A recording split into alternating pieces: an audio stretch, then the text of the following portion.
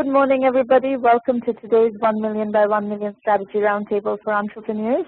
As you know, 1 Million by 1 Million aims to help 1 million entrepreneurs reach $1 million in annual revenue and beyond, build $1 trillion in global GDP, and 10 million jobs.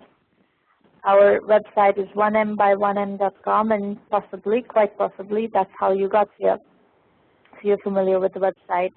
This is our 211th 1M1M Roundtable. We've been around for quite a while and have worked with many, many, many entrepreneurs at this point. We have a lot of experience and understanding of what kinds of issues you're dealing with and how to tackle them. This event is being recorded. You will have the recording available after the session. If you are live tweeting the show, please use hashtag 1M1M. And our Twitter handles are at 1M by1M and at Sramana. Is somebody on the line without muting your line? Please don't leave your line unmuted. That way we're going to get some echoes. So this roundtable recording, as well as most of our previous ones, are available on our YouTube channel, which is 1M1M Roundtables. And today, after we finish the slide presentations, we're going to start with the slide presentations, and the ones who have already sent in slides in advance, we have your slides on file here, and you're going to be presenting first. But afterwards, if you have time, and if you're interested, please feel free to call in. I will put these instructions back up again, and you will have a chance to ask your questions and open up any issue for discussion. We're going to start with Bespoke Atelier. Michelle, you're up first. Okay, great. Hi, Sramana. My name is Michelle, and I'm going to tell you today about our new platform, Bespoke. And you can give me the next slide. So I've had 17 years in multiple creative businesses, and I can tell you that creative professionals are suffering from a dirty little secret. In our corner of the world, we like to call it the Jackson Pollock desktop, meaning that we're just suffering from content overload. We're digital hoarders. We absolutely love engaging with visual content, and we need to do so on a daily basis to generate new ideas for new projects. But it's absolutely an inefficient and ineffective system that most of us are using. Next slide, please. So for creatives, the creative process by design is fragmented, but just because that process is spontaneous or amorphous doesn't mean that the system that contains it has to be. So we understand the fact that for creatives, ideas are currency. And so for us, bringing together the elements that become our next best ideas lead to jobs and then lead to money. So with content scattered across different consumer applications, our email, desktop files, and folders, we're losing ideas, which means we're losing time and money. Next slide. So we created Bespoke to provide a holistic solution to the creative process. We put at the fingertips what creative businesses need to discover, save, and share visual content. And it's important to us that it's by creatives and for creatives. So when we speak to creative professionals, we like to tell them that Bespoke is a creative browsing experience, and it's specifically tailored to the needs of visual minds. Next slide. Next slide, please. Thanks. So instead of Safari and desktop files and Pinterest and email and Dropbox, Bespoke is a visual, design-forward, and user-centric experience that allows creatives to function in a single platform. When we launch this July, our platform will go live on iPad, iPhone. We'll have Safari, Chrome, and Firefox extensions as web clippers, and there's also a web viewer. So if you are not a user of the platform, but a creative professional is, they can simply send you a link to view their work. So it's this combination of an in-app web browser, visual bookmarking system, content management, and collaboration that really provides a holistic solution that works for visual brains. Next slide, please. This is our team. As you can see, I'm the doer, and my husband and partner, Francesco, is the dreamer. We've known each other for 17 years, been married for 12, and this is our third business launch together. So though we've done this before, it's our first trek into the tech space. And I think what you need to know about us is that we've been on the very, very highs and the very, very lows together, and we've really learned to work as a team. We have a designer that we've worked with for 7 years. He's done 4 projects for us, and he's out of Indiana. His name is Eric Cass. We have a dev shop that's here in New York City. It's a team of 4, and then they offshore most of the development to Taiwan and Australia. And then in office, I have 2 team members that are with me part-time, basically being my right and left hands and taking care of all things related to users and focus groups and, you know, being in touch with other creative professionals. Next slide. So the market space for the creative economy is pretty huge. It's definitely a little tough to nail down the hard numbers on it, but for us, we know that the creative economy makes up 40% of 14 leading nations, with the US, the UK, and Australia kind of leading the pack. And their global market value is $1.6 trillion, which we also know is kind of a ridiculous stat to put in a pitch deck. So what I like to tell people is that we are focusing specifically on the US and the UK when we launch, because we believe that's where our strongest network is. And in the US, obviously New York City, because we're lifelong New Yorkers. And the key verticals that we're looking at are event planners, interior designers, graphic designers, fashion stylists, art directors. So those are kind of the top tier people that we've found are the best fit for our product. Next slide. The good news about the competitive landscape is twofold. On the one hand, most of the people that are directly competing or trying to do what we're trying to do are also startups. All of them are web-based, none of them are mobile first. And it doesn't seem that very many of them are designer designed or creative design. They seem to be coming from developer minds. And then in the consumer space, some of the kind of bigger players that act as indirect competition are the consumer applications that creatives are drawn to because of their visual nature, whether it's Pinterest or Pocket or Flipboard. You know, those are things that are addressing parts of the problem, but not the whole thing holistically. Next slide. This is, ironically, even since I sent you this pitch deck, our business model is currently undergoing some changes. We've struggled a lot with business model, and I think the reason that is partly because our users act like businesses, but buy and think like consumers a lot of the time. So we need to make sure that the pricing meets them at a place that they understand and feel comfortable with. It's also that we can't really function on a traditional SaaS model because we're mobile first. So we have to play along with the Apple Store and kind of the constrictions we're given by the iOS App Store. So we thought we were going subscription-based, and then after 7 focus groups last month, the overwhelming feedback we got from users was that they wanted to see it as a paid app for iPad and iPhone with the opportunity to add on a subscription pro model when we launch that on the web, hopefully in early 2015. Next slide. At the moment, we were completely founder funded till about 6 months ago. My husband and I had $120,000 of our own in the game. We raised $75,000 in friends and family cash, which lasted us 6 months. And we just got a bridge loan, which will take us through the gap from today until July or August when we launch. So at the moment, you know, we're looking to raise a seed round from an angel that will get us through the end of the year and help us kind of get to the next inflection point, which is to gather some traction, begin generating revenue, and continue development forward. Next slide. These are just some shots of the product, this slide and the next slide, so we can take a minute to look at those. iPhone and iPad. The iPhone is independent of the iPad platform. The iPad is definitely the flagship product because it's where it allows you to really collaborate with others. You know, but they all play a piece together in forming a holistic platform for the user. What validation work have you done? What's you know, what evidence that you're asking for angels to step in, and you know, angels these days are looking to invest in validated businesses. So can you talk a bit about where you are in terms of validation? What feedback do you have from customers and so forth? What are you using to validate this opportunity?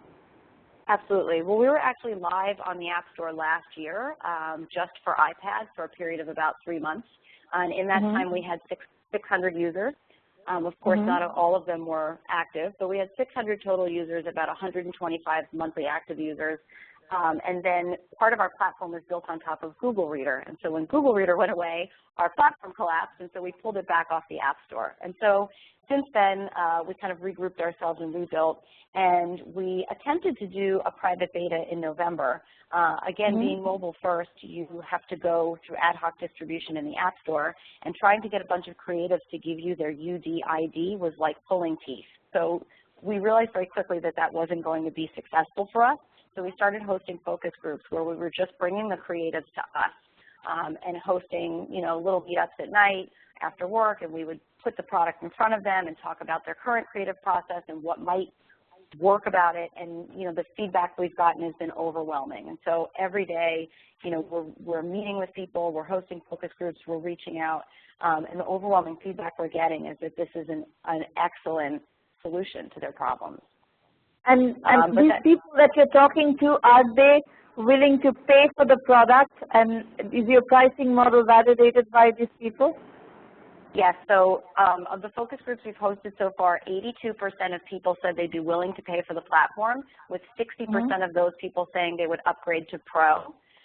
But again, we were assuming it would be a subscription-based model, and the overwhelming feedback we got was that people would prefer for it to be paid for iPad and iPhone and then have the option to upgrade to a subscription Pro model. So that's what we're looking at. I mean, I was concerned that the paid for iPad and iPhone without a subscription would hurt me when I meet with an investor, that it's limiting the lifetime value of the user. But I think if we can move towards the web, which is where we want to go, and charge the subscription, it can, keep us with some recurring revenue with these users.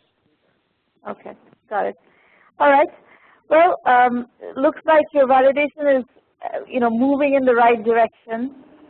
As far as funding is concerned, you seem to have already done some friends and family rounds. So, your choice at this point, if you can, is to get to launch without having to raise money. Right. If you have to raise money to launch, then you're kind of like in that little space that's neither here nor there a bit.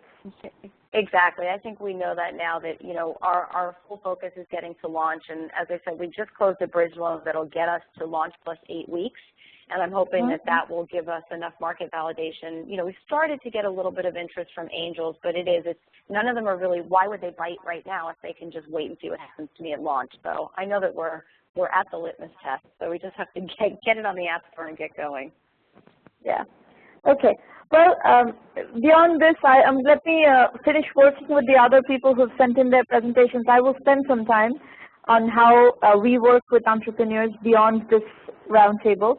And if you're interested, you can ask questions later on as well. I'll open it up for further Q&A. Let's just get through all the presentations first. Sounds great. Thank you. Thank you, Michelle. Let's go to Scott Rouse in Madison, Wisconsin, with Catapult. Would you like to unmute your line, Scott? Hi. I'm Scott Rouse. Hi, can you hear me all right? Yes. Okay, great. I'm Scott Rouse, the founder of Catapult. Catapult is an e-learning platform focused on web and mobile application prototyping. Prototyping in the world of software is taking a client's raw ideas and synthesizing them into a beautiful interactive expression of viable products. So it is designed baked with usability and programming know-how. My clients use prototypes to pitch to investors or stakeholders, as well as to engage developers as specifications. Being a developer and designer for 15 years, I've experienced numerous ways to conceptualize and design applications, and it's easily one of the most difficult dimensions of application development. And the truth is that there are very few development shops that are doing this well. The consequence is that most businesses are forced to spend significant dollars to compensate for bad design or simply failing to execute projects entirely. This is on top of the customers that are losing or could have had with applications that simply work well. This clearly causes pain to everyone, stakeholders, developers, and users. So over the past 4 years specifically, I've focused on solving this problem. I've established a prototyping process that you can see on the slide now that is based on principles that are well established and personally validated. They are a mix of my experience in mid to large businesses as well as from startups. And in fact, I used this rapid prototyping technique to help a friend and I get into an exclusive accelerator generator here in Milwaukee this past summer. In fact, we only had an idea and a prototype coming in, which is very rare for this accelerator. So after that experience, I realized that my process worked well, and I went on to start Catapult as a software prototype consulting studio. Next slide, please. I've been very successful. As you can see, I have a large client list and have produced over 20 prototypes in the past 6 months alone. The majority of them, in fact, have moved on to being funded and or developed. However, my success led to a very clear problem. This doesn't scale. Next slide. So I started thinking about mentoring. I can take my experience, build a world-class application that captures and guides this prototyping process, engage experienced freelancers as mentors, and I can sell that immediately. My initial focus will be on integrated training. Now, integrated training means that I will start with mentoring professionals already in corporations with budgets for education and mentor them on active projects within the company. This will give an immediate and concrete return on investment for that company's education dollars. From there, I can expand into a larger student base by virtue of the fact that I will be in a position to create a curriculum based on real proven use cases. A curriculum where those students who simply want to learn how to prototype but don't have a project coming in can get a pragmatic, impactful education that few other companies or schools can even offer. Next slide, please. So where does this fit into the e-learning landscape? Over the past several years, education has become more automated and more focused on the motives of the student. If I begin by embracing projects where professionals have to fulfill, motivation will be high, progress will be noticeable and more meaningful than simple on-demand question and answer or with longer-term certification processes. More importantly, it will allow me to offer a fuller spectrum of blended learning so that the student needing more attention will have access to it, and the more self-directed student will have plenty of content to wander through. Next slide, please. So the success of Catapult is based on a combination of proven techniques combined with a website designed specifically for prototyping. This is going to be a powerful but elegant tool that professionals as well as amateurs will want to use to keep track of how they prototype. Next slide. The backbone is planning of phases. Create the necessary momentum and urgency at the beginning and force the student to pitch at each stage, which is the basis to the mentor interactions. It culminates with real-world user testing, which will give the student an immediate experience of responding to a user. Next slide. From there, communication and hour tracking will be emphasized. Next slide, please. And this time tracking will also be coupled with tagging areas such as design, UI, or development, and will give deep and immediate feedback to the students about potential weak spots and strengths. This awareness is really important when you're synthesizing ideas from multiple directions. Next slide, please. And that is Catapult. Thank you for listening, and I look forward to feedback and any help in growing Catapult. Scott, what is the status of the project? Where are you with it? Have you launched the platform? Have you, do you have customers? Have you done some validation work? Where do you stand right now? Right now, I'm a full-time prototyper, so I'm in the middle of that process. I've actually produced about 60 to 70% of this site right now, so I'm about a week or two away from actually launching this. I have students that I'm actually mentoring right now that I've had informal mentorships over several years, so I have a pretty good idea, but right now I'm actually formalizing it within the website. And my next immediate step is essentially to come up with a sales sheet and literally just start selling it within weeks, engaging companies here in Madison. And what kind of price point are you thinking of? What is the business structure around all this? Yep, I'm starting, the price point that I'm thinking right now is somewhere around $2,500 to $3,000. But I do think that the market might bear more, so I'm going to do more research with the salesperson that I'm partnering with to figure out where that price will ultimately land. So that's going to cover, the hours of the mentor as well as the testing, the cost of testing, because testing will be baked into every single process. And you're trying to do a mentoring network?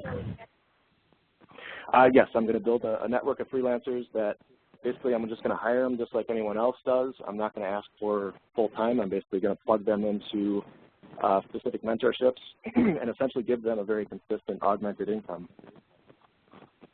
So people who are mentoring are going to get paid to mentor? I'm sorry?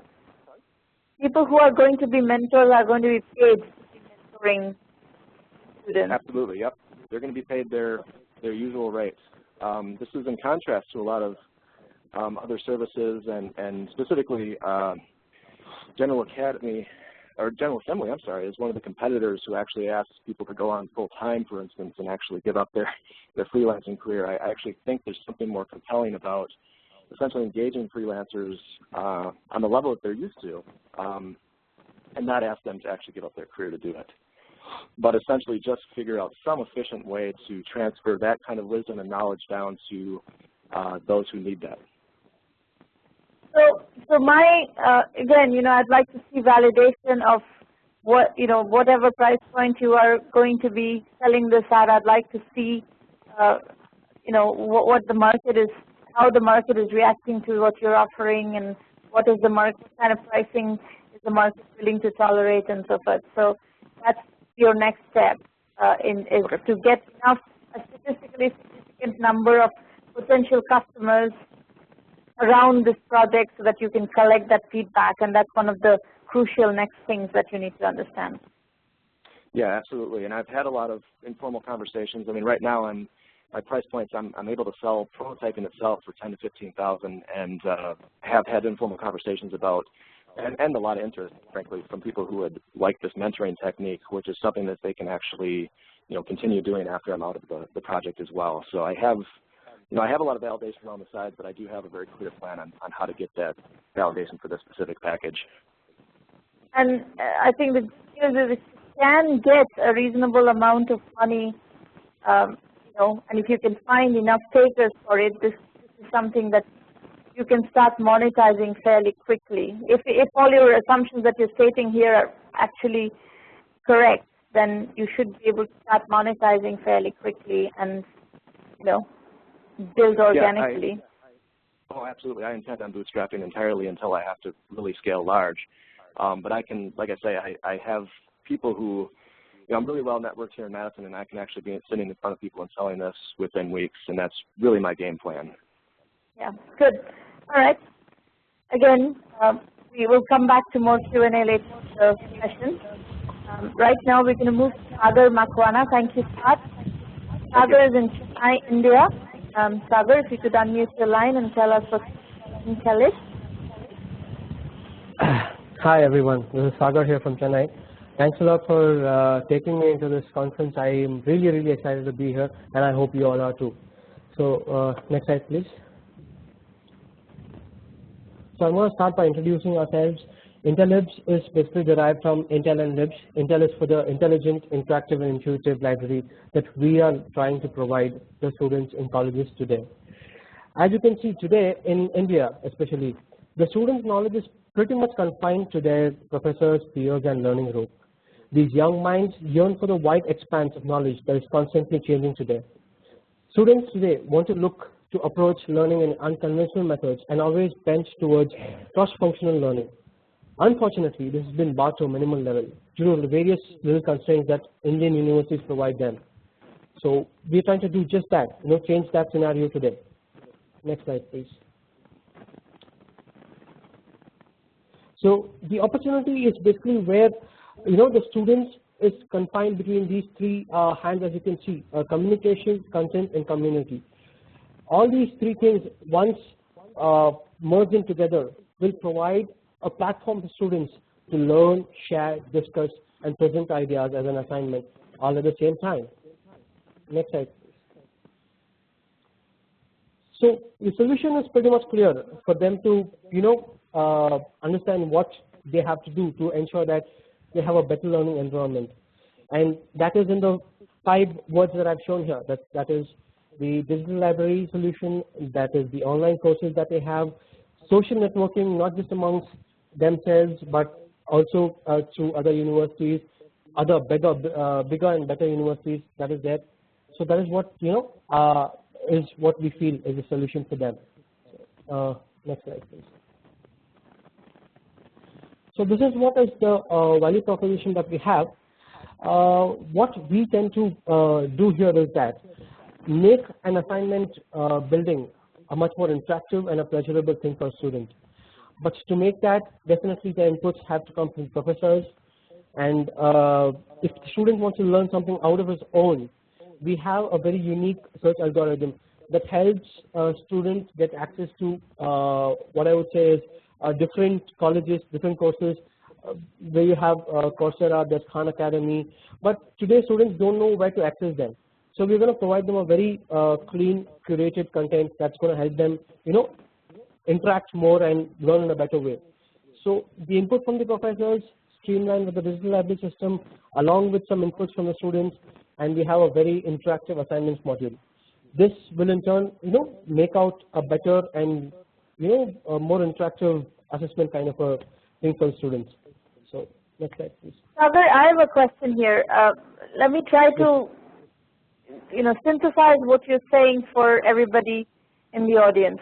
Are you trying to say that this is kind of like a portal where you list all sorts of different online courses and you get input from professors and other experts on which course is good, which course is bad, and which ones and what topic is the one to go for, and kind of create some sort of a curation, reviews and rating platform? Is that what you're saying? That is one part of it, but the start of everything is from the college, within the college itself. For example, today when students study engineering in colleges, professors tend to give them assignments. Those assignments today are only handmade. So what we are looking for is, we're trying to make those inputs from professors, give it to students, and let the students, rather than giving handmade assignments, do it on a PPT, make it in a PPT format, kind of a Word document, or a better way of showing what they are trying to learn. So this input is not from professors from other universities, it is from within the university. And I see. So you're trying to digitize the process of how a professor gives input and learning materials to students. Yes. It's kind of a learning management system for various colleges and universities. Yes, that's precisely what we're trying to achieve here. But like I said, it's a very, very crowded market. Yes, it is, ma'am. But see, this is what we are trying to do here. We've done a little bit of market survey. We've been trying to do this for the past 6 months now. So as you can see that Coursera users have belonged more from India than any other country, just next to the US. This shows that Indian students are bent towards e-learning, and they want to go through that stream of learning stuff. So that is the place where we want to come in and show them the right path. At the same time, let the professors understand what helps the students in learning in a better sense. So as you can see, we have the major strategic partners for our product are publishers and colleges. Today, we are facing a little bit of hesitancy from the publishers in giving their e-books to us, because they feel that the books that they are selling through the distributors, they're gaining more money from that. But we're trying to change that perspective by showing them how much money they can actually make by our model. And we've estimated that there's a turnover of about 15 lakhs per year from one particular college itself, which is providing different courses in engineering. Apart from that, in colleges also, we are trying to put up a hold where understanding what the students' point of view is and what they want to do when they are providing the assignments. One more so your assumption is that what is your assumption about who's going to pay for this? The college is going to pay for this. The college who is going to buy our product is going to pay for this. The students are going to be the mediators who are going to use this product. The money is going to come from the colleges, and the publishers are going to be all the strategic partners for us. So this is, be aware of the fact that in India, this particular idea has a lot of competition. There's a ton of small startups out there in India who are trying to sell, e-learning platforms and e-learning solutions to the universities and colleges. So I don't see, maybe it's later on in your presentation, have you done a good market survey of what is your competitive analysis? What is the competitive landscape out there? Okay, can you just move back, please, Roman? Sorry? Can you just move back, ma'am? Yeah.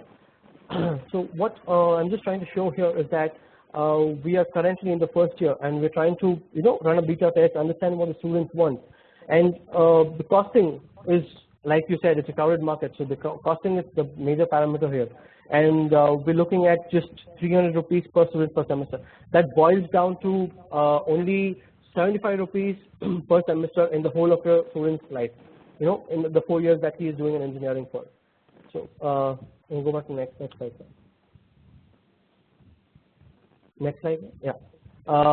So as you can see that this amount, even when you look at 75 rupees per year, the college has to pay a lot for that. It's right about 4.5 to 6 lakh that the college has to give every year to us. So there is a general hesitancy that the college feels, why should I give the money to you? So there are these things that matter, that the teacher-student ratio in engineering colleges, it's increasing. The gap is increasing day by day.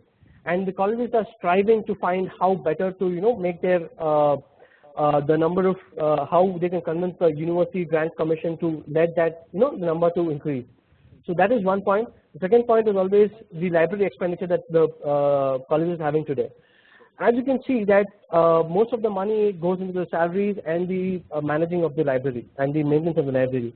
We're trying to reduce just that, and there is a constant increase. We've got this data from Publishers Communications Group. There's a constant increase in the percentage of spent on ebooks.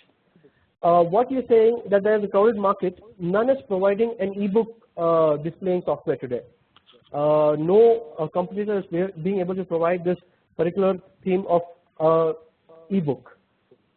All those books that are actually present in the library today are not there in the form of ebooks today in any of the colleges. So as you can see that we have compiled ourselves with some major players in the market, that is Coursera, there's Safari Books, there's Khan Academy. When you compare all these four, think these are your competition. These are more the free solutions out there. But I think in India itself, you're going to find a lot of competition of people who are actually providing solutions to or trying to sell solutions to the colleges and universities that are not Coursera, not Khan Academies, not Safari Books. These are software companies who are trying to do something similar or related to what you're trying to do.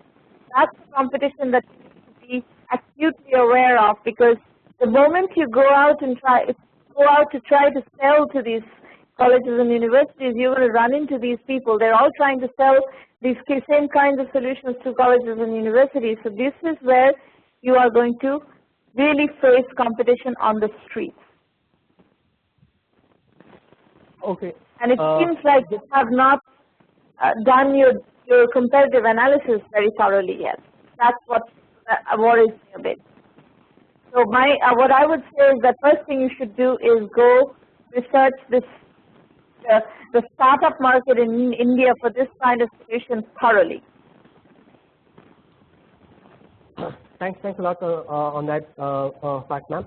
So I'll just come down to these four very pertaining questions that I have today. That entry barrier is like you said, the market is crowded. So there's an issue in how we position ourselves. So the college is willing to accept what you're trying to do today. And how far do you see that is there a scope of such a product in India? Are you talking that now? Of course there is a scope. When there is so much competition in the market, obviously there is a market, and there's a lot of players who are trying to get into the market. Okay. And the publishers, like I said, the unique thing that we have is that we want to have a tie-up with publishers. We have been trying to do that. We've had a meeting with a few people who have been there in the publishing group, who have been VPs and VPs in Pearson Education. But the general thing that they say is that it's very difficult to convince them, because they don't want to lose their share in the market that they have today. So how can we change that? Do you have any thoughts on that, ma'am? If you can get enough colleges and universities to adopt your solution, you will possibly get interest from the publishers. Right now, it's a bit of a chicken and egg, because you're kind of not established in the market, and the publishers are not convinced that you can attract people and attract universities and colleges to adopt your solution. This is part of the issue. And it comes back to the same thing. You're going to have to sell to these colleges and universities, and I'm going to answer your last question along those lines as well. The issue you're going to face is that this market, it's crowded and it's also a slow adapting market. It's not like colleges and universities in India spend a lot of time and energy adopting technology very rapidly. They take a long time to make decisions, so it's a very slow growth market. Slow growth markets in general are not venture funded. You're going to have to bootstrap the product. Okay, thanks a lot. Until you reach an inflection point where the market starts to behave differently and starts to adopt solutions much faster. And that inflection point presumably will come, but today's Indian market, the market where you're selling to Indian buyers, is not a fast adapting market. That's correct, that's correct. Okay. So those are my comments. We can come back later if we have time. I'm going to move on to Mohit, I think, next. Thank you, Sagar. Mohit Mehraj, you're up next. Yeah. Okay. Hi, Sramana. Yes, go ahead. Yeah. Hi, my name is Mohit, and I represent KashmirBox.com. Basically, we have forwarded our business plan, but I think we also do have a PowerPoint presentation, but I don't think it would be possible right now to show that. So it's more of a presentation in which we, this is more of a document in which you have 20 plus pages. So I wanted to inquire whether is it possible to forward that right now, or is it possible to postpone it, or should we just continue it here itself with this? Just continue. You don't need to read every line of your presentation. Just summarize it and explain what your concept is, what is it that you're trying to do, and we'll just discuss on that. Yeah. So okay. So Maureen is saying that if you email it right now, I have that. So, but let's start. Okay. Oh, so I see. If you have another presentation you want to upload, she can upload it. Yes, absolutely. Okay. So should we do it right now? You can forward the presentation to Maureen. She will load it, but I would like you to start, talking about what you're doing also right away. Okay. We don't want to wait. Okay. Let me. It's not updated, but I think this should do. Just a second. Okay. Let me start.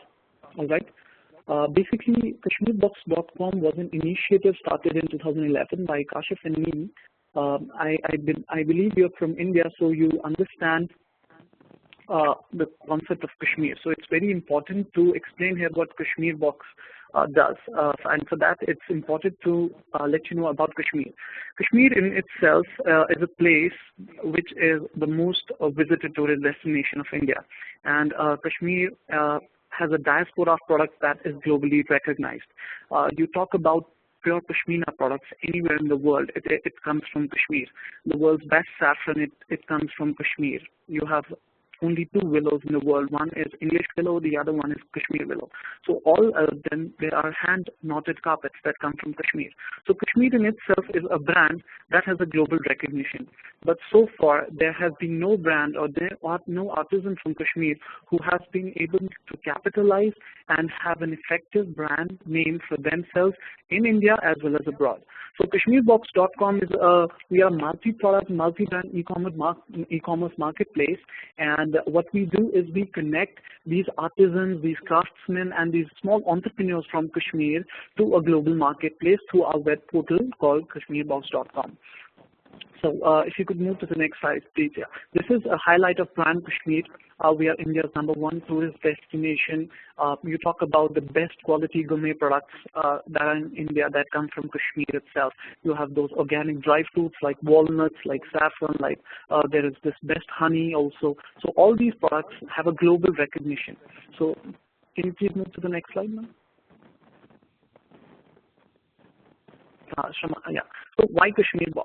All these products which have a global recognition, they are made by these master artisans and craftsmen here in Kashmir. The sad news is that they are being paid around 100 rupees a day for the same. The reason for that is that middlemen are procuring raw material and providing this to the artisans. Artisans who are very poor, who cannot afford to procure this raw material from the market, so they are forced to work as laborers. And even a normal laborer who works in a day gets around 300 a day. But here in Kashmir, a person who's working on these Pashmina shawls, which are priced at around 1 lakh to 1.5 lakh rupees in the Indian as well as outside market, the same artisan who weaves that shawl gets around 10,000 by weaving it for 3 months, 3 straight months. So that's how he gets the money. So there is no recognition for this artisan who makes this shawl. You go to big showrooms, you go to big corporate houses and have these products showcased and cataloged, but no one actually appreciates the person who has made this because no one knows about them. And also the political turmoil that has been there in the valley for around 25 years now. It has severely affected the tourism, due to which all these artisans are not able to connect to the outer market and sell their products. So they are basically dependent on the tourism, which has declined in the previous times. So what Kashmir Box does is our short-term objective is what we want to achieve. So we want to cross around 20,000 shipments in the first financial year. We already have done 2,000 plus shipments, and we want to link around 50 vendors from Kashmir to the global market. Not just in India, we want to come up with Kashmir Box Global and Kashmir Box local websites for different continents. And we want to create brands from Kashmir because when you have brand, you have, you are there for the quality itself, and then there is quality control. So there has been no brand, literally no brand from Kashmir which has not even the national recognition. There's no, we cannot even speak of international then. So what our long-term objectives are, what we want to achieve. So the main point is that we want to restore the golden era of Kashmir crafts, and in the recent past, you must have seen in around 500 to 600 years ago, big kings and queens have gifted each other products from Kashmir. You see the Queen of Elizabeth, she was gifted a Pashmina from Kashmir itself, and then there are products like carpets and other things which were gifted. But today, all that is declining, and the reason for that is 95% of the artisans we interacted with do not want their children to get into this trade. The reason for that is they are being paid so less for the same. So what we want is we want to help these artisans have a sustainable livelihood, to give them a platform wherein they sell globally, to improve their earnings, and not just improve but also have a name for themselves. And our mission is to, we want to build a really simple but a robust platform that aids all stakeholders, not just these artisans, but the craftsmen and the buyers as well. What is the opportunity Kashmir Box has? As we know, Indian e-commerce is going to touch around $1 trillion by 2015. This is an old slide. The market size of Kashmiri products in itself is around 16,500 crores annually. In the global marketplace, which contains these products like shawls, carpets, quill, chain stitch, cricket bats, gourmet produced from Kashmir, and all these other products. So to be, realistic, there is literally no other website apart from Kashmir Box that is selling these products on the internet. A Kashmiri famous cuisine like Wazwan, there's a diaspora of Kashmiri people living outside Kashmir, living in the various parts of India and abroad, but they are unable to buy this, to procure this in the local markets as well as online. So we are an online initiative, the only initiative wherein they are able to source these products. And which is very important point, that there is always an ambiguity whenever a person is buying a craft from Kashmir. 70% of the crafts sold in the name of Kashmir today are made in Amritsar and made of inferior quality material and sold on the name of Kashmir. Kashmiri Pashmina has been well known for for many years now. But today, when a customer goes into a showroom, he's never sure whether he's buying genuine Pashmina or not. Even if he does that ring test, it is easy for a viscose shawl to pass through a ring. So there was ambiguity amongst the customers, which we want to overcome with getting GI tags on all products that we sell from Kashmir Box. So Mohit, I have a question here. If you're saying that you're going to authenticate, then you can't run a marketplace, right? If you're going to run a marketplace where buyers and sellers are going to meet at your portal and then transact and do business, how are you going to authenticate the products? If you have to authenticate every single product that's being transacted, you're going to have to, have a whole layer of logistics to take inventory, do the authentication, and shipments and all of that stuff. Is that something you intend to do? Yeah, see, what we intend to do is that we have made various partnerships, both on the front level and on the back end level. On the back end level for this, you have a very valid point wherein we have partnership with a Craft Development Institute. It's a Jammu and Kashmir government initiative wherein every product from Kashmir is geotagged. So all the artisans and vendors we tie up with, they are routed through CDI, and all the products they bring to us are firstly monitored and then quality checked by the Craft Development Institute, and then only they come to us and then we ship it.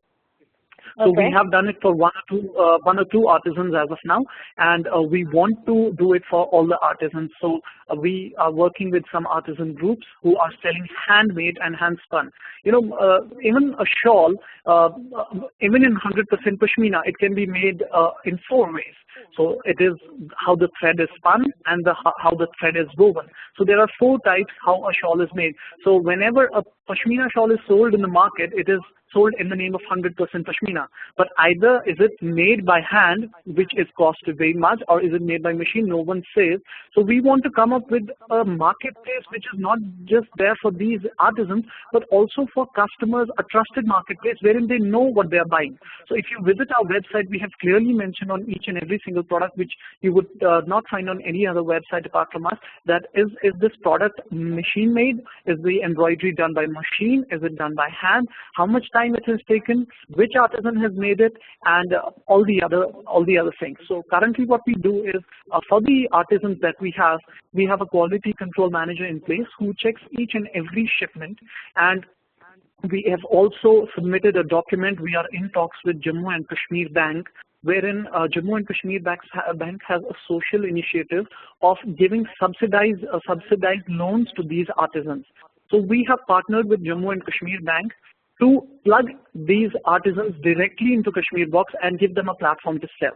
So currently what J&K Bank is doing is that they are just providing them a loan to procure the raw material and make the product. But there is no platform wherein they could sell this product. So we have come up with a plan, and we want these artisans to directly link up with Kashmir Box through J&K Bank, and then we can market them globally. Okay. Yeah. Okay. So what are the keys to success? All right. So I think I've talked I've talked about most of them. So you can move on to the next slide. Okay. Again, the next slide, please. Okay. So what our social impact is? We want to revive this ailing Kashmir handicraft industry. This Kashmir industry has been a major source of income for all the families here in Kashmir, indirectly or directly. But I mean, the research we have done, me and my co-founder, we found out that 95% of the artisans we pitched to were not interested in this trade anymore.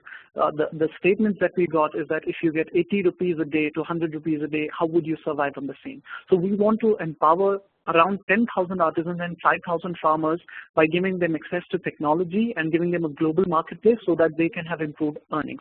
Not just that, but giving them a recognition by profiling them on Kashmir Box and also profiling them on various media publications which we have partnered with.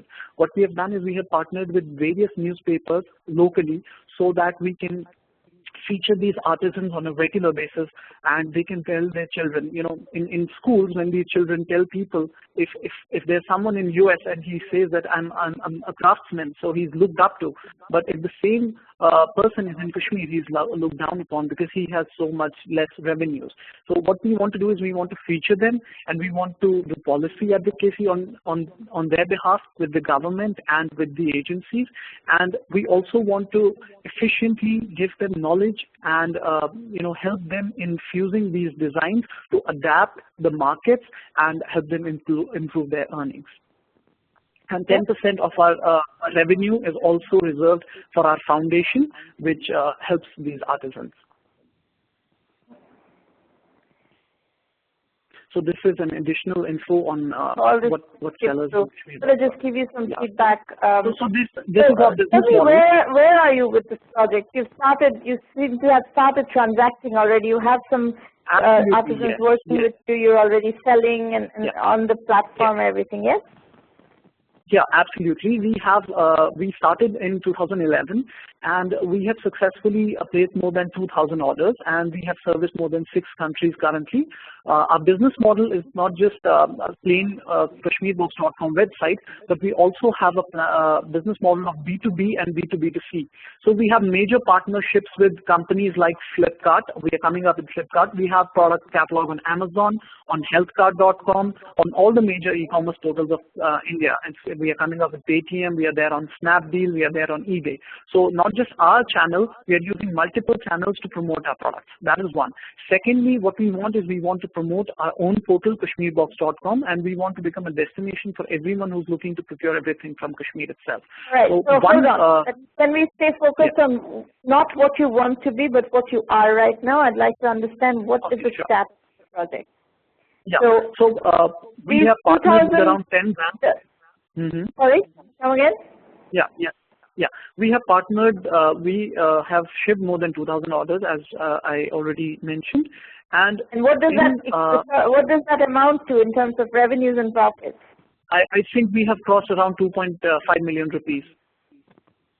2.5 million rupees, and is this a profitable model at this point, or? Yes, it is a profitable model. It is a profitable model. We have not raised funding so far. The only funding that we have got is from our mentor, Ishfaq Mir. That is around 1.5 lakh rupees. That was initial. But then we also raised some family and we took some credit, and there's around 10 lakh rupees debit currently. And what is your, I mean, you put up a lot of numbers about Indian e-commerce market and so forth. Do you have a tighter analysis of what is the market size of specifically Kashmiri products, the way you are trying to sell? Yes, it's absolutely. We do have. I have the presentation in front of me. It is 16,500 crores that we have got. It's from a company, and I'll tell you. Just a sec. Just give me a sec. Okay. Yeah. So the handicraft market, the handicraft of Kashmir, it has annual market of 16,000 crores. Dry fruits from Kashmir have an annual market size of 1,000 crores. Kashmir below that have a 50 crore market. Health and beauty products. We have a lot of brands coming up with those health products, 100% handmade without any additives and all. They have a market size of 500 crores. We have processed foods like Wazwan and others, which is around 2,500 crores. Textile amounts to around 3,500 crores. Spices around 50 crores, and fresh fruits like apples and cherries, that's around 3,000 crores. So, but when people don't necessarily order apples and cherries, if it's a B2B business, perhaps they do. They don't necessarily order apples and cherries online. And you need a completely different kind of logistical infrastructure if you want to do that business. Right? Fresh produce is a very different business. So my question to you is, hold on, listen. What I'm trying to get to, and this is something that you need to get to, I'm just going to give you the question. You are going to need to do the analysis, modeling and everything, and come up with a very accurate answer, which is what is the e-commerce market or what you can do as an e-commerce business? What is the total available market that you're accessing for this kind of product? Okay. You understand what I'm saying? So this is not, I'm not looking for the overall market, because the overall market is relevant, but at the same time it's kind of irrelevant because that market does not operate online. So the question is, what are your assumptions around what percentage of that market is going to be operating in an e-commerce mode?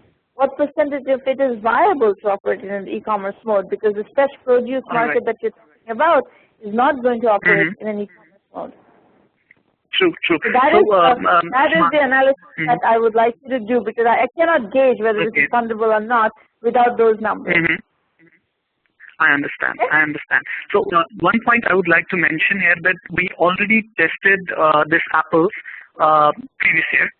It was Cashful, the brand name, and we were flooded with orders and we had to stop the marketing because we could not process more orders. We were out of stock for the same. You're absolutely right that all the numbers that we have given, they are not e-commerce based. But as I initially mentioned, that we are not just a platform which is on the internet.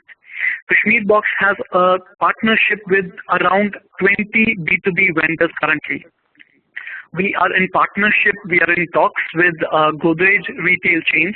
So we want to have showcase windows in all the major retail chains across India. So let's just say Reliance Retail wants to host Kashmir apples, so it basically is powered by Kashmir Box. So we are in talks with companies like Godrej and Adani, wherein they want to purchase a Kashmir window, and it is all powered by Kashmir Box. So that basically changes all the scenario, because then we are not in the online market. So most of the revenue that Kashmir Box predicts, it won't be coming from online. It is more of a branding wherein we are doing online.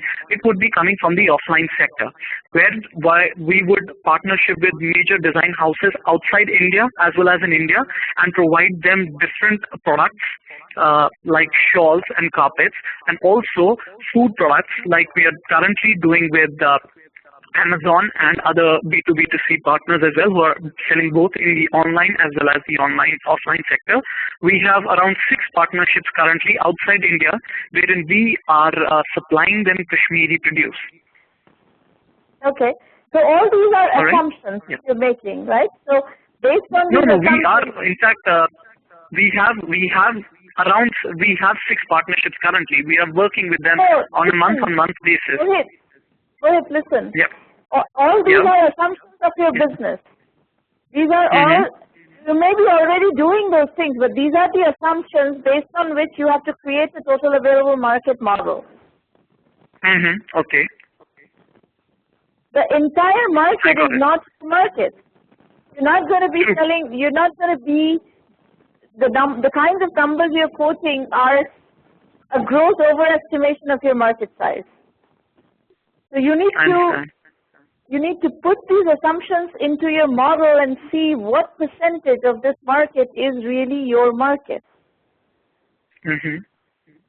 So try to understand how to create a proper market size model so that an investor looking at this business can assess how, what are we really looking at here in terms of. I understand. Okay.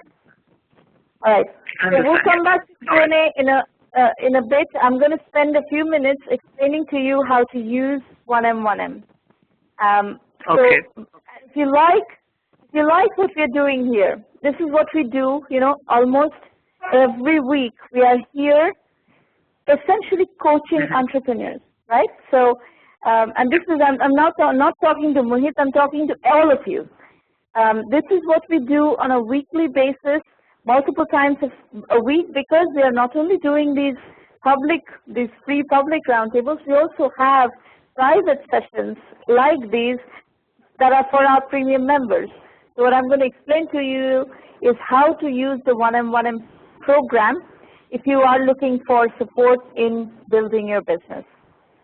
And if you like what we're doing, please refer the program to other entrepreneurs who are also looking for help. So everything, your entire journey with 1M1M begins and continues on 1mby1m.com. So there's a ton of resources on the site. We operate a very active and content-rich blog, which is educational as well as inspirational. So please feel free to use that extensively. It's free, right? The blog is entirely free. It's got great content, great learning opportunities. Please feel free to use that. Also, we're publishing a bunch of books on a continuous basis. We are bringing you, synthesized versions of different aspects of entrepreneurship. So bootstrapping and positioning, for instance, are cornerstone elements of our methodology. So we have books on those topics. We have books on entrepreneurship, women entrepreneurs. So that's the feminine feminism book. And there is Seed India, which is how to navigate the seed capital gap in India. That's another book. Bootstrapping using services is a technique that we use very actively to mitigate some of the seed capital gaps that our entrepreneurs are encountering. So each of these books address different aspects of entrepreneurship, and they're all available from Amazon Kindle. Now, in every part of the world, by the way. The first 4 books are also available in physical book formats on Amazon, and all the books are available in ebook format on Kindle. Now, this is what our website looks like, what I have on the screen right now. There are a lot of videos. We offer a lot of video FAQs. We know what kind of questions you would be asking about this program, and we have created little videos so that all those questions are more or less tackled on the website, and you can do your own research and get those questions answered without having to speak with us. These roundtables happen every week. These are great opportunities for you to come and discuss something, present, get some feedback, ask questions, so on and so forth. You can go to the website and you will be able to, you'll find the schedule and the registration links and everything on the website. Then we have the premium program, which is a $1,000 annual membership fee for extensive methodology guidance on how to put one foot before the other in your entrepreneurial journey. We have a very good curriculum. We help you with business development. We help you with strategy consulting, mentoring, coaching, whatever you call it. We also help you with financing and media relations. So it's a very comprehensive program that helps entrepreneurs in many, many, many different ways. If you go to our website, the $1 Million Club will introduce you to some of our members who are doing $1 million or more in annual revenue. And if you also, on the website, you'll find a link called Quantifying the 1M1M Value Creation, which is an analysis of the 1M1M ROI. How we add value to your journey is discussed in great detail in the ROI analysis that we offer here. In addition, we also offer you orientation material, how to use the program effectively, which helps you really extract that amount of value. Our value equation is $375,000 of cash plus 5 to 10% of equity in a startup. That is the equivalent of the amount of value we provide if you use the program the way it's designed to be used. Now, if you go to the website, there's also another link called the 1M1M Self-Assessment. This takes you through a set of questions that we believe you will need to answer. In your entrepreneurial journey to succeed, you will have to answer these questions. So please go through them and calibrate your business against these questions. And if you are in the premium program, we also offer you curriculum modules so that you can plug your knowledge gaps. Like if you're struggling with how to do market sizing, there are modules in the program to learn how to do market sizing. Anyway, these are basically screenshots from the website, and there's tons of material to understand and analyze the program. The way we teach the curriculum is in form of case studies and video lectures.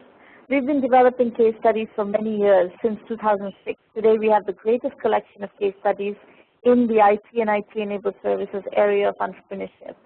And we have taken that and synthesized the lessons into video lectures. We've also been doing mentoring for a very long time at this point, so we have a good idea about where you need mentoring, on what subjects, on what issues you need solutions, and we have created very strong case studies delivered by very successful entrepreneurs so that you can learn from their journeys and you can learn ways to mitigate your challenges from people who have done it before you. We have over 600 entrepreneurs who have participated in creating this case study-based curriculum. So we teach in the curriculum, on the core side, we teach 7 different topics: bootstrapping, positioning, market sizing, customer validation, financing, customer acquisition, and team building. And on the electives, we teach Web 3.0 and e-commerce, cloud computing and business solutions, outsourcing and consulting, mobile and social apps, healthcare IT, online education, and gaming. So our methodology is lean, capital efficient, bootstrap startups. Now, I told you earlier that as part of the program, if you're a member of the premium program, you also get help with media relations. We believe media relations are incredibly important because you need to get it out there that you exist, that you have an interesting product or a solution to a problem to offer. But if your prospective customers do not know about you, how will they find you? How will they buy your solution? So we believe PR is incredibly important, media coverage is incredibly important, and it's very difficult to get PR and media coverage when you're very small, nobody pays attention. So we use our clout in the media to help to make sure that you get that coverage, both through the coverage that we do because of our various kind of syndication relationships, and also we introduce you to journalists who may be able to cover you and give you good visibility. We let you use our social media channels, Twitter, Facebook, and LinkedIn. In each case, we have huge presence, and we will teach you how to take advantage of that presence. We cover you on our blog. So there's many, many different ways that we open up our, not only our Rolodex, but also our media channels, both social media as well as online media, mainstream media in general, so that you can get your message out there. We also partner very well. We have various different affiliate partnerships, and if you are if you are considering doing some sort of a partnership with that you want to offer to your community wherever in the world you are, if you want to do entrepreneurship development work, you can definitely work with us. Now, upcoming roundtables, April 24th is one, and then all through May, every Thursday, we have roundtables. Then we have another offering, another program called 1M Incubator in a Box, which a lot of our partners are using to bring together their own entrepreneurship programs, incubation programs, whether it's companies, investors, governments, schools, whatever. We can work with you to help you either launch your own incubation program or to expand your incubation capabilities. So feel free to take a look at that. These are some of the books that we have released in recent times, in the last 12 months. Feel free to take a look at those. And then we are ready to take at least a few questions from you. If you want to call in, please use the number on the screen, 650-479-3208. Access code is 664-964-580. So that's the dial-in number. You can also use the public chat to ask questions, by text. You could type in your question and I will answer the questions. Also, this is a very good time to introduce yourself. You can feel free to introduce yourselves, tell us where you're joining from, what kind of project you're working on. If you want to have a quick chat about your project. So Rajasekhar Venkatesan wants to speak with me. Please go ahead and dial in the numbers on your screen. If you want to have a quick chat, please feel free to dial in. And if you want to pitch your idea, please go ahead. If you want to pitch with slides and stuff, I would like you to contact Maureen and book your slot at the next roundtable. You can also go to the website and register to pitch. If you want to just chat with me a little bit right now, you can feel free to dial in. It's up to you. Rajasekhar, if you want to speak with me right now for a few minutes, you can call in right now. If you want to have a full presentation with the slides and everything, you need to register to pitch for the next session.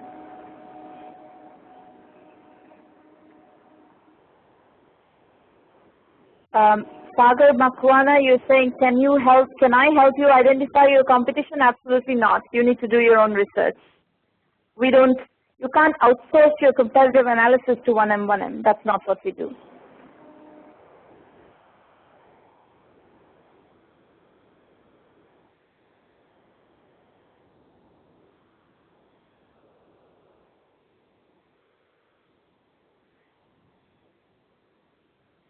We've seen, Sagar, I imagine yours is just a second, I'm trying to.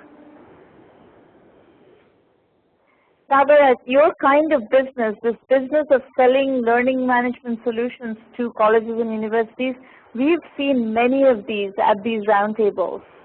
So, you can go and do some research on both the recordings that we have of the 1M1M roundtables. We have recaps of every single roundtable. We've seen tons of these ideas come through in these sessions alone, and then there are others who have not come through here. So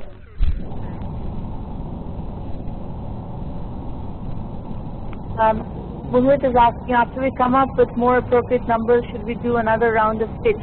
That depends on our availability. If you've pitched before, we have to kind of deprioritize a little bit and give other people opportunities to pitch. But if you want to work with us, you will, on a consistent basis, and come, get input on a regular basis, I would recommend that you join the premium program, and then you will have access to that feedback on a regular basis. Rajashekar, can you speak a little bit, please? Yeah. Can you hear me? Yes, I can hear you. You need to mute your computer. If you're calling on a phone line, assuming you're calling on a phone line, you need to mute your computer so that the echo doesn't come through. Okay, fine. But I'm not able to hear again. You're not able to hear? Just give me a minute. Let me close the browser.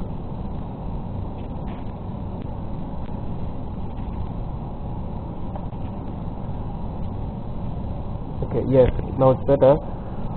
Can you hear me now? Yep. Can hear you. Yeah, fine. Yeah, I have a quick question actually. I'm trying to build a platform online for second-hand cars. For premium members, right? And I just want to know how to bring the customers to the site and what will be the best way. How to what? What is the question? I'm trying to build a platform to sell premium second-hand cars. Okay, and what I need to do to bring the customers to my website? What will be the best way? Can you type your question in the public chat? For some reason, I cannot understand what you're saying. Okay, fine, I'll do that.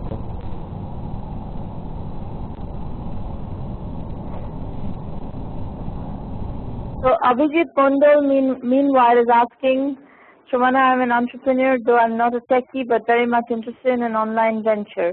And I'm working on to build my team of enthusiastic people, developing an idea. Any suggestion? Yes, there are lots of non-technical entrepreneurs who work with, teams, potentially technical teams, or outsource the development to technical teams, and so forth, or work with a technical co-founder. There are many ways of building an online venture, for as long as you understand the business aspects and can design a product, from a high-level point of view. You can work with other technical people to bring your product to market. It's quite viable.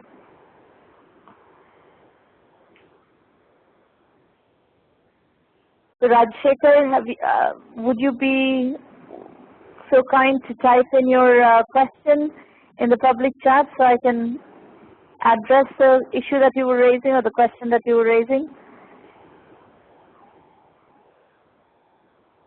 Anybody else? Please feel free to use the public chat. Now is the perfect time to ask questions. All right, no problem. We are very flexible here, and it's a very safe environment. So I want you to ask questions and feel like you can ask questions, feel safe about being here and using this platform as a learning method.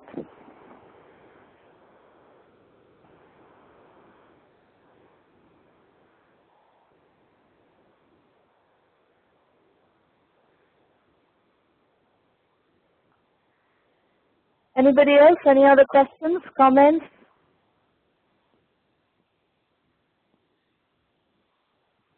That's very good, Abhijit, that you follow the site and study the blog. That's great. Nilesh is going to pitch in the near future. That's great. We'll look forward to it.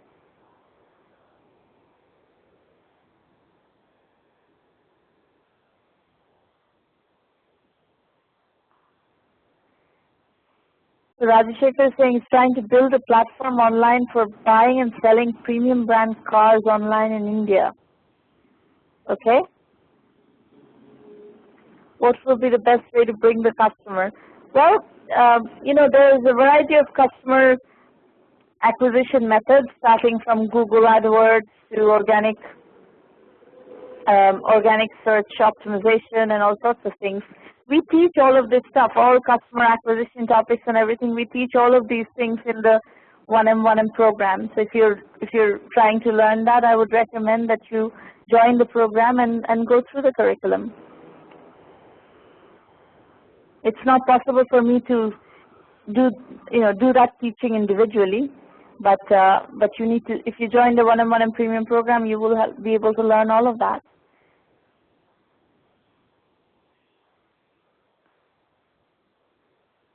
So now is probably a good time for me to introduce you to Irina Patterson. Is Irina in the line today? I don't see Irina. Well, anyway, Maureen will give you Irina's contact information. Irina Patterson is somebody you can write to, you can talk with her by Skype or phone, and she will be happy to help you understand the 1M Premium program, answer your questions and so forth. So Maureen, could you please provide Irina's contact information?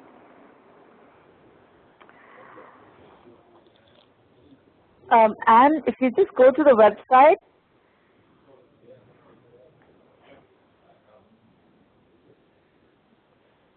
you'll find plenty of information there. So about the questions about the URL and so forth, if you have difficulty, please ask Irina Patterson. She'll help you navigate.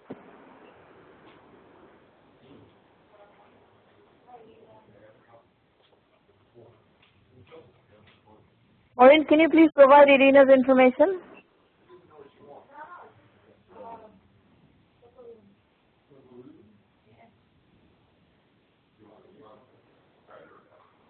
All right, any other questions? Any other questions, comments, introductions?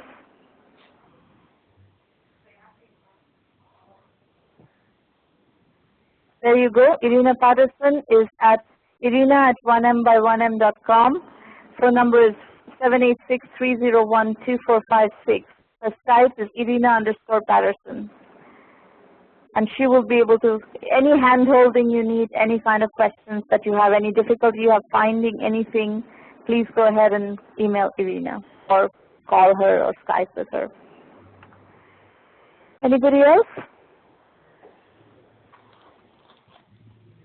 All right, well, in that case, we're going to adjourn today's session, and please feel free to go to the website and look at the upcoming sessions and register to pitch or attend, and I'll look forward to working with you on your specific presentations and your specific issues with your business in the next sessions. Thank you very much for being here today. It was a pleasure working with you, and I look forward to seeing you soon. Bye, everybody.